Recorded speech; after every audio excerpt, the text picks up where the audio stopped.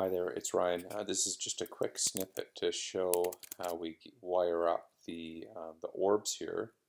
We've created 5 of these spheres, and we drag them inside of the Ethan, or now known as Mackenzie, avatar here.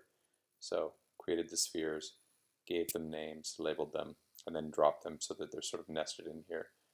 So now when you move the asset around, the asset will travel with those orbs around them. But now that we've got these set up here, how do we wire them into the code?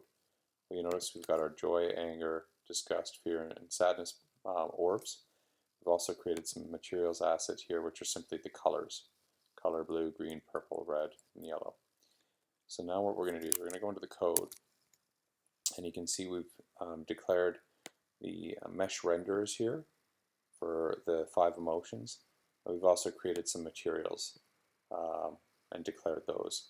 Slightly different names, but associated with the colors.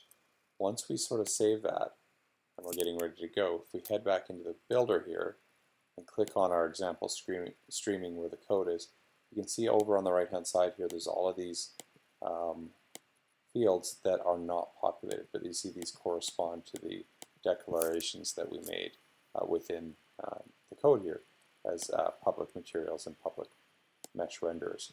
So what we need to do is basically go over and drag our sphere, our objects, and drop them into each one of these, effectively mapping them out. So we'll do that with these ones.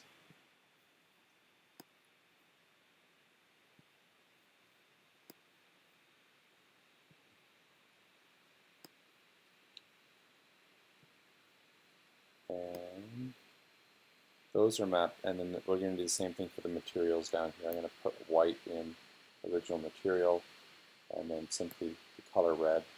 Oops. There. Blue.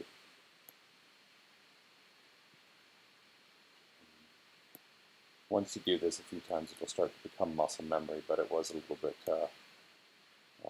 tricky, or at least non-obvious at the beginning. So I'll film a broader video here, but this is basically the gist of sort of creating these orbs and then coming at it from the other side with the declarations here, and then creating those connections in the middle.